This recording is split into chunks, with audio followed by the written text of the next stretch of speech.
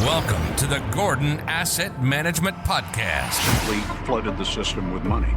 Yes, we did. Where does it come from? Do you just print it? We print it digitally.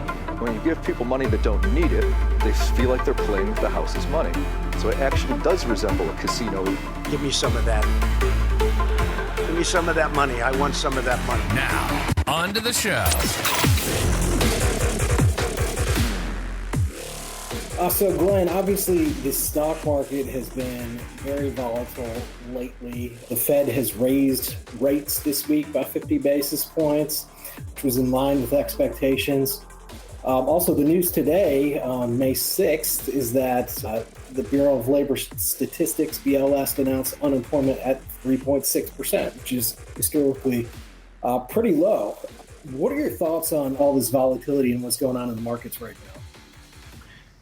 Well, there's a lot to unpack there with that statement. Several questions that need to be answered in order for markets, I think, to have some sort of footing as to where it's going to go. And so we'll start with some of the commentary. We just have finished our mid-quarter update, and this is all the data that I'm citing is as of the 4th of May, which was Wednesday. And so if anybody out there reads Barron's, there was an article in there citing that this was the worst start for stocks since 1939.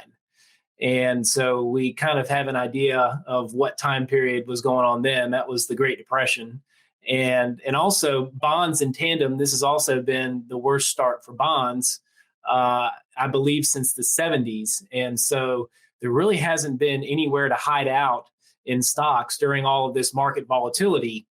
And so that's been fairly troubling and also prohibitive for returns, whether you're in a full stock asset allocation or in the traditional 60-40. Regardless of what your asset allocation has been this year, you're likely down unless you've had a significant allocation to energy stocks, which energy is the only sector as of the 5th of May was up 48%. And obviously, there's some idiosyncratic things that are going on there with supply and demand dynamics with oil and natural gas and crude oil and diesel. And obviously, what's going on in the eastern part of Europe with the Russia-Ukraine crisis. I don't believe technically it's a war yet. But obviously, Russia has been cutting off the supplies to Western Europe. And so there's a lot of different dynamics that are going on within the energy patch. And I think that structurally, there's been a lot of underinvestment in energy infrastructure globally because of this push to green energy. So I think a lot of those decisions that have been made over the past, call it 10 to 15 years, are now coming home to roost because we're now in a situation where supply is not keeping up with what demand is, and a lot of this has been self-inflicted. And so that's part of the reason why you see energy up so much this year. But aside from energy, everything else, the only other sectors that are positive are utilities, which are up, call it just about 2%, and staples, which are basically flat on the year. Everything else is negative. And so certainly this volatility that we've seen has been very concerning and hard for a lot of people to digest and withstand. But even in real estate kind of broadly is down 10%. Global bonds are down 11.5%, and global stocks are down 12%. So there's been no safe haven in the first 4 months, or call it 4.5 months of the year, and so that's been very hard to for a lot of investors to find a place to make any money. And so it's funny, one of the terms or phrases that you heard a lot over the past several years is cash is trash. But clearly, if you've had any asset allocation to class or cash or U.S. dollars, you're probably very happy, because while inflation is running at multi-decade highs, at least you're not losing money on top of the impacts of inflation on top of that. So There's certainly not anything lacking as far as excitement in the stock market this year, and likely not in a good way. Yeah, I agree. It's kind of a perverse situation when we're looking at cash, which is essentially yielding nothing at this point. And we're running at 9% inflation. So, if you think about what you're earning on your cash in real terms, you're actually losing 8 or 9% on anything you're just holding on to in cash. But considering the alternatives year to date, that's still probably the best place to be, or was the best place to be. Sure. No, I don't disagree with that. But then on inflation, I think that likely we've seen the worst of the inflationary impacts as far as the increases. I think that likely in the back half of the year, and especially with the Federal Reserve seemingly hell-bent on raising rates and trying to crush and squash inflationary pressures on the economy. As you said, the Federal Reserve raised the overnight lending rate by 0.5% or 50 basis points to a target of 75 to 1%. And they've indicated that they're going to do another 0.5% at the next meeting in June, and likely in July, another 0.5% from there. So by the end of July, it's highly likely that we're going to see an overnight lending rate at 2%, which we haven't seen in multi-decades. And so I think absent a total collapse in the stock market, that likely they'll probably follow through with that. But to me, the biggest question, and what was funny is I guess because Jerome Powell indicated or was kind of leaning or hinting towards the fact that they were not going to raise 75 basis points at the June meeting, the market kind of took that as a positive sign directly after the meeting and during the press conference. When that question was asked, the market promptly rallied, and the Dow, I think, was up 900 points by the end of the trading session on Wednesday. And then on Thursday, essentially all of those gains were given back and then some, and the market was basically by that point flat on the week. And as we're speaking right now, I think the market, there's not really a whole lot going on. I think it's down about 0.5%. So that was an interesting kind of intraday and multi-day move and then counter move. But clearly, there's a lot of concern as to whether we've seen peak growth. And the Q1 GDP number came out, and that was negative 1.4% on a quarterly basis, but annualized. And that was not expected. And then the numbers in Q2, I think, are already expected to be bad. They were that was already being priced in. I think the biggest surprise was that the Q1 numbers were so weak. And so I think what the market is struggling to deal with right now is if we do see a bad Q2 number and we have 2 successive quarters of negative GDP growth, are we already in a recession, number one?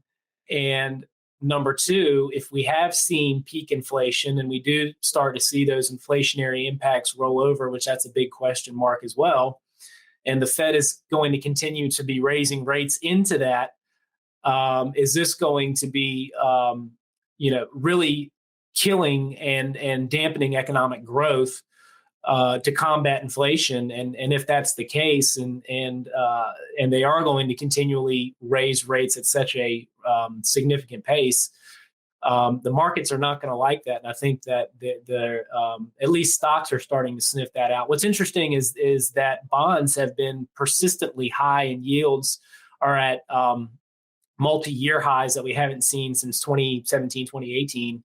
And the 10-year Treasury, which is kind of the benchmark for fixed income, is north of 3%. But what I would suspect is that if we do start to see this follow-on of poor and slowing economic growth, not only in the U.S. but globally, I would suspect that those rates would turn about face fairly quickly, and they would go back on a descending path towards 2% and maybe 1.5%, back where they were prior to all of this inflation and transitory inflation talk that started in really in the back half and midway through 2020 and 2021.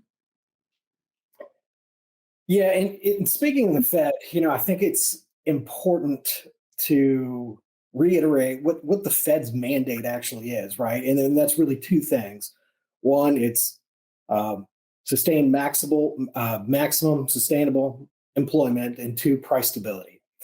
So obviously, on the employment side of things, with, like I said, the BLS announcement of 3.6% unemployment, we're clearly there, right? That the more politically convenient component of the mandate is being satisfied. Price stability, not so much, right? But the way I look at it is, if the Fed essentially wants to slow down the economy, and I know it's not convenient in politics to say that, but truly they want to slow things down, which ultimately means that, yes, at some point we're probably going to get layoffs. We're probably going to head into a recession. I mean, more times than not, when the Fed tightens, the periods of the Fed tightening cycles are typically followed by some sort of crisis, right? They're going to raise rates until something breaks, and more times than not, that ends in a recession, rather than the quote unquote soft landing that they're shooting for. But like I said, ultimately that's the goal, right? To slow things down a little bit, help the economy cool off. And I hear all these pundits on CNBC talk about, oh, we have such a strong labor market right now. We're not really concerned about a recession. But, if you think about economics 101, right, the unemployment rate is a lagging indicator, right? That's typically one of the later or last shoes to drop before we head into a recession, or quite frankly, we'll see unemployment during periods of recession. So, to me, I'm not really looking at the really low unemployment rate as noteworthy because, like I said, it's a lagging indicator. We typically see companies earnings slow before they start laying off people. And to your point, we're starting to see indications of slowdown in the stock market. I mean, the stock market itself is a leading economic indicator about the direction of the economy. We look at all the data, the cyclical share of GDP, and we pull out the cyclical components, looks like that may have peaked and is starting to roll over. Retail, home builder stocks, they look like they all may have peaked in December. Home furnishings back in April of last year. To your point, utilities, staples, these are the defensive sectors, and they're really peaking out now, which says that a lot of people are concerned. And it makes sense too, right? You look at the price of fuel and food, and they're at near all-time highs. Well, not all-time highs, but they're near-term highs. And that just means people are going to have less money to spend in other places. And when you chart food and energy CPI going back to the 60s and look at when it peaks out, that typically happens during periods of recession, right? It makes sense. Again, people are spending their money on food and fuel, and those costs trickle through to the rest of the economy, and you're not, traveling as much. You don't have as much discretionary spending. Other things that we're looking at. So the excess savings that people built up through the pandemic, it's essentially gone. People are spending all that money as things are costing more. So, from where I sit, recessions, there's typically a delay in the time it takes to recognize you're actually in one. Going back to the 80s, the last handful of recessions we had on average, I saw a stat that it takes typically about 7 months on average to recognize that we're actually in a recession. 2020 through the pandemic was a little different. It only took 4 months, but that's because we intentionally shut down the economy. So it's a little quicker to recognize what was going on there. But I am a little bit concerned. I think there's a lot of signals that are pointing towards recession. Sure, the unemployment rate hasn't shot up yet, but again, I think typically that would be one of the last shoes to drop. What are your thoughts? Yeah, you touched on a lot of really good points there. And I think in relation to housing, certainly a 30-year mortgage rate of 5.25% doesn't help the housing market if you've got prices, or if someone's trying to get a mortgage and when they were first shopping at when 30-year paper was at, call it 3 or 3.25%. Now it's at 5.25%. Your monthly payment has probably gone up anywhere from $500 to maybe $700 a month. That's a material increase for someone that's trying to buy a home, possibly a first time home buyer.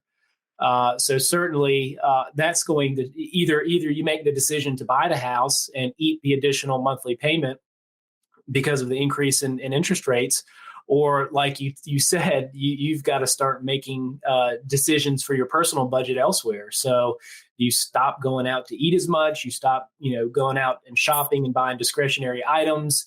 Maybe you have to tighten the budget a little bit, or you just make the decision not to buy the house. And so certainly home buying, home related items are a big part of the American economy. And if that starts to slow, that's certainly a very big component of growth. And so that would be a big concern. And I think that you're already starting to see that. I heard a stat yesterday on CNBC, I think, that mortgage applications year over year are down like 70% or something like that. And so, we're certainly starting to see signs that the housing market is slowing. And I think that a big part of that is higher rates. And, the excess saving part is, I think, very telling as well. If the consumer starts to feel pressure, not only obviously from the housing side, but from the food side and from just their everyday normal goods and services that they buy, that's going to have very telling and negative impacts for the market. And so if you kind of look at all of these things in conjunction with the fact that we're, I think, at peak labor conditions with unemployment so low, that's clearly it's going to be tough to have these conditions persist in over time. And so it's almost like the labor market is in a place where we're as good as it's going to get. And if the labor market starts to break and you have all these inflationary pressures on the consumer, that certainly, I think, all but will ensure that a recession, if we're not already in one, is going to happen. And the other thing on the corporate side is that there's a high probability that we're going to have an earnings recession as well. And that's a lot of that is mainly a mathematical anomaly, because coming out of COVID, where you had earnings numbers that were so awful, because as like you said, we'd basically shut down the economy. So corporate earnings were awful. In really the second quarter was the first quarter that we had awful earnings on a year over year basis. Then coming out of the pandemic, those numbers were probably the best that you're ever going to see in our lifetime because of how bad they were in 2020. Well, now we're in 2022 and they were really good in 2021. Now they're probably going to look really bad in 2022. It's kind of like a roller coaster. You go up and you go down. It's not a straight line.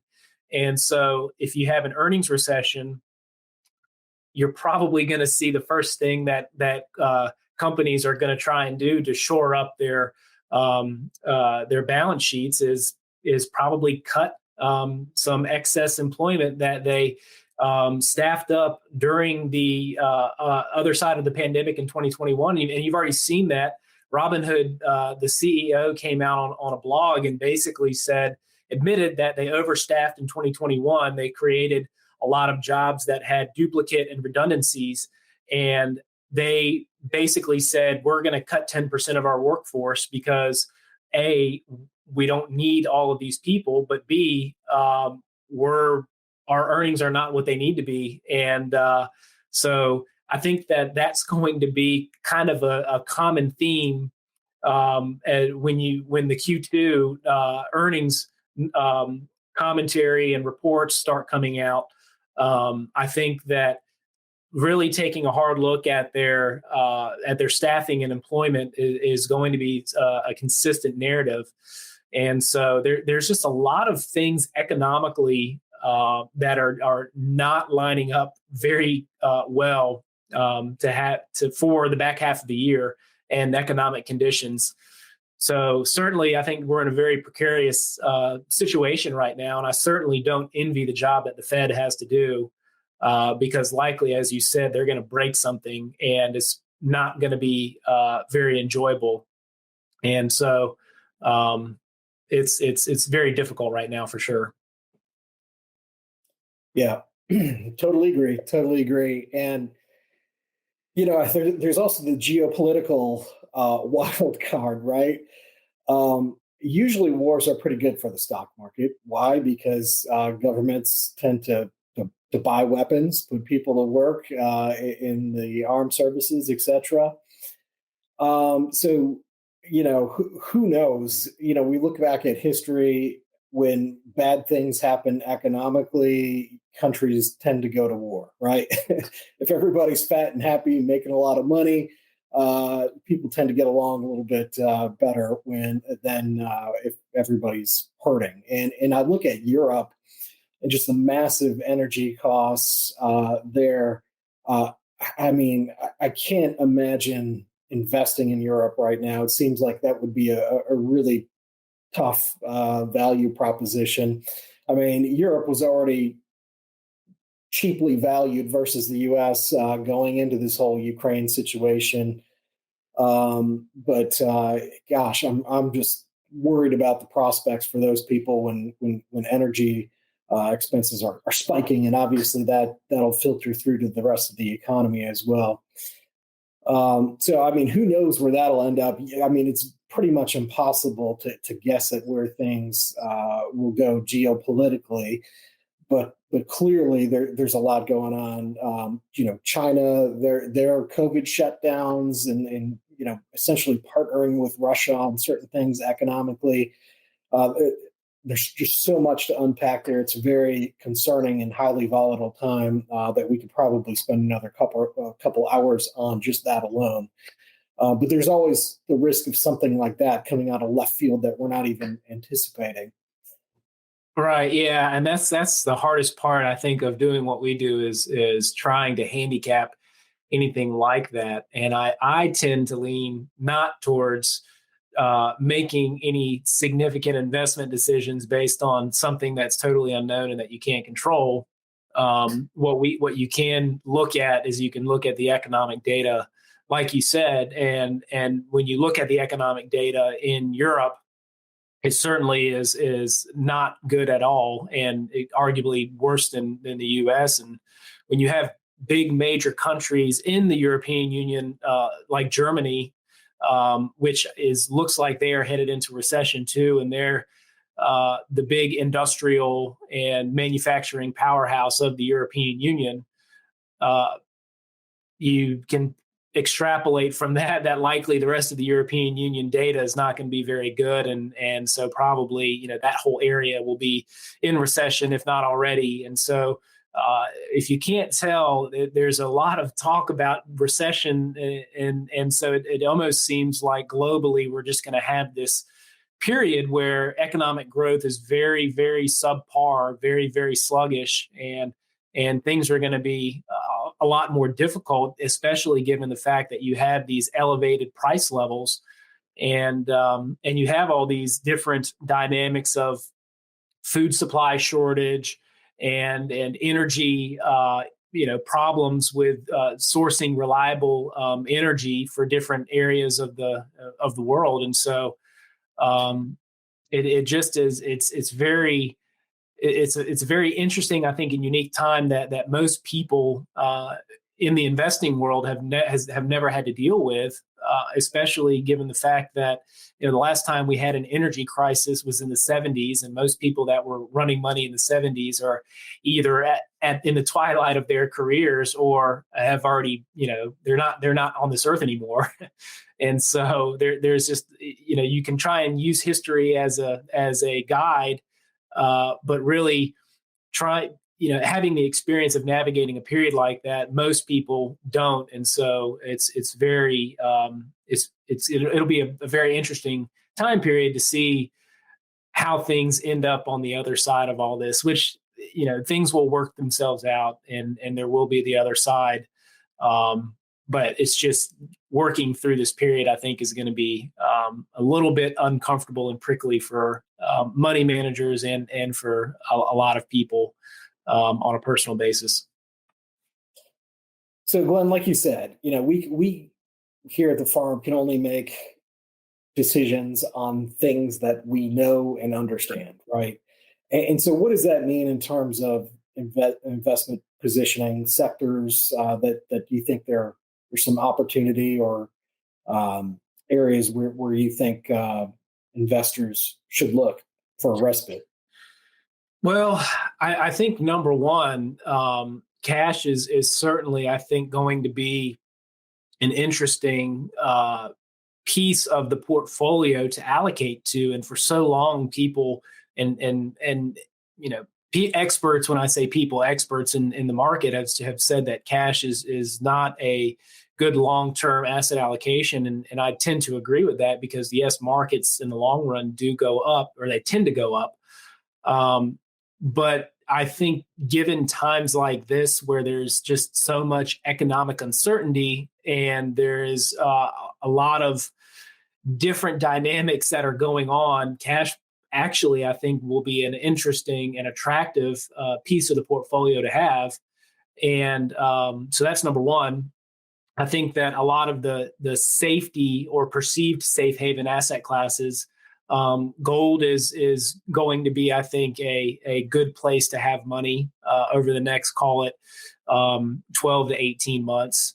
And I think that U.S. Treasuries will probably see some reprieve given the beating that they've had for the first 4 months of this year. Again, it's been the worst period for bonds, or worst time period to start a year, I believe, since the 70s. And so I think that having an allocation to U.S. Treasuries, I don't think that investment grade or high yield corporate bonds will fare very well in this environment, especially if you have an earnings recession like we think is going to happen. So high quality and defensive. And then on the equity side, I think that utilities are always a safe haven asset class or a sector in the stock market, and even high quality staples will probably do okay. What's interesting, I think, this time around is that a lot of the bellwether tech names, big tech names like Microsoft and Apple and Amazon and Google, those were always the perceived safe havens of the stock market, really. And those names have not been immune to the sell-off in technology stocks. And so a lot of those names are off 10, 15, I believe. And then you've got names like Facebook, which also is one of the darlings of the stock market. And, Facebook is off 40% just about this year, year to date. And so I think that quality and defensive asset classes, a lot of boring names. So, on the consumer staples side, Procter and Gamble, Mondelez, those types of names. Maybe some grocers might be okay. Probably some input.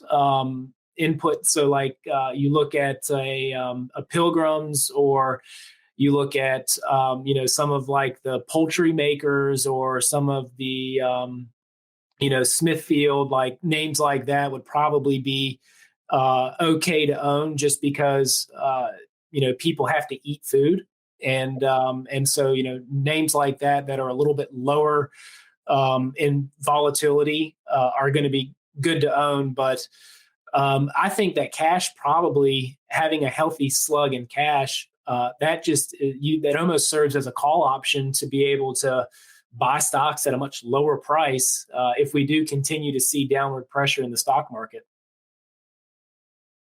Yeah, so to summarize, cash, high quality, solid balance sheets, earnings visibility, those are all kind of the themes that tend to work at this late stage in the business cycle.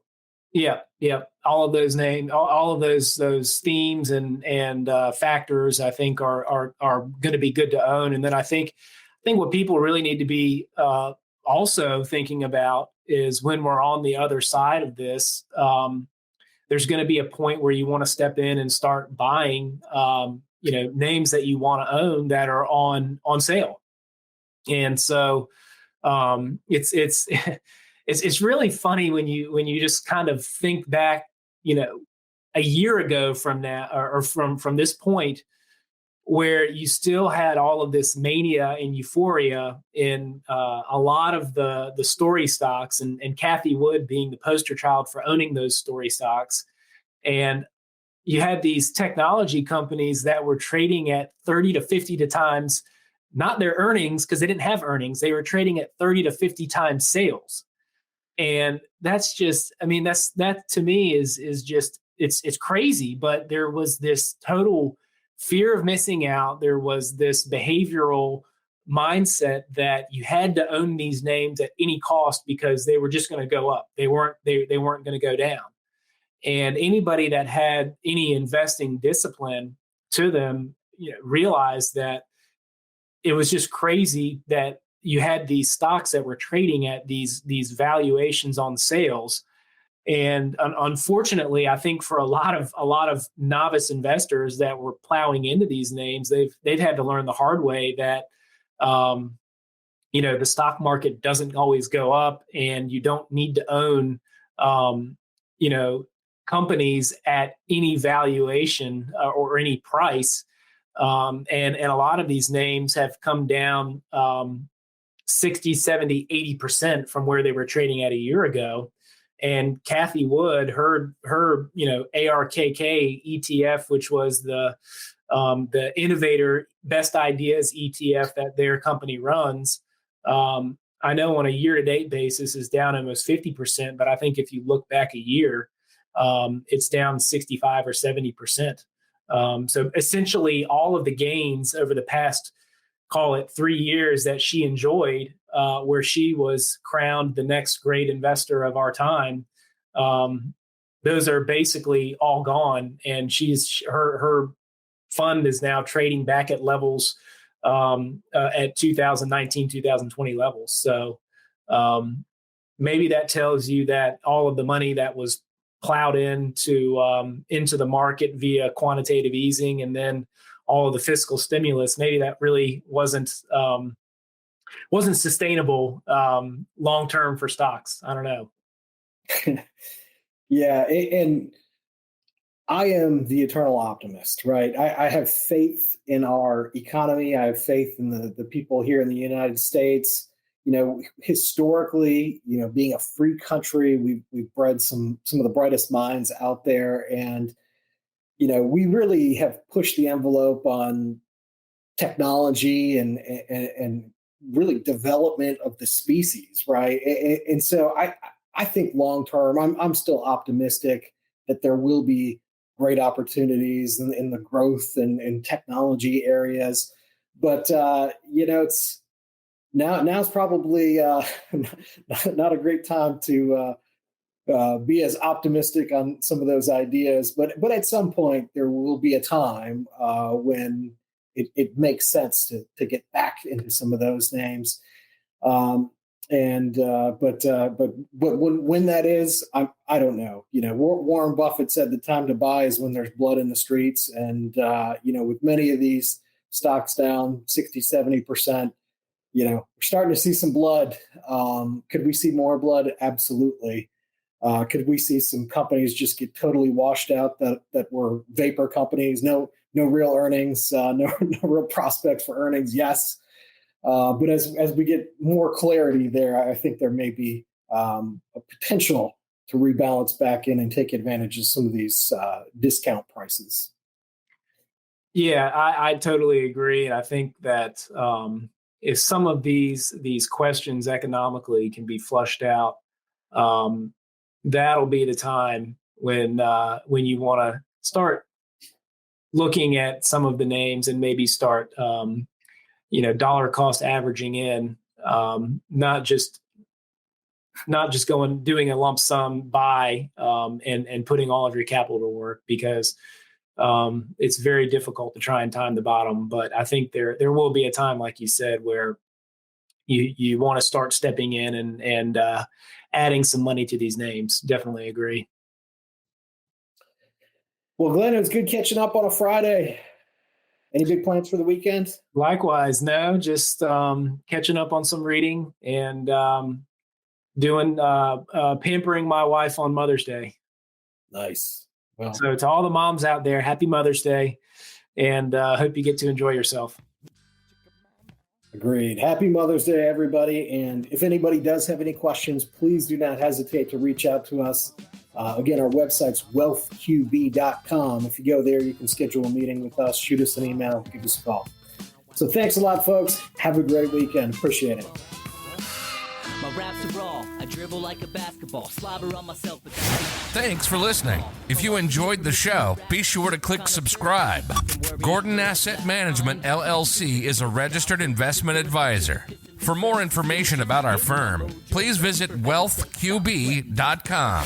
The information in this podcast is presented for educational and entertainment purposes only and is subject to change without notice. Opinions expressed are those of the participants and don't necessarily reflect those of Gordon Asset Management, LLC, its producers, hosts, or guests. Information presented should not be construed as tax, legal, or investment advice, or a recommendation or solicitation for the sale of any product or strategy. Listeners are encouraged to seek advice from qualified professionals to determine whether any information presented may be suitable for their specific situation. Investments involve risks. Neither Gordon Asset Management, LLC, nor its podcast participants shall be liable for losses resulting from decisions based on information or viewpoints presented on this podcast. Well done, but I'm raw.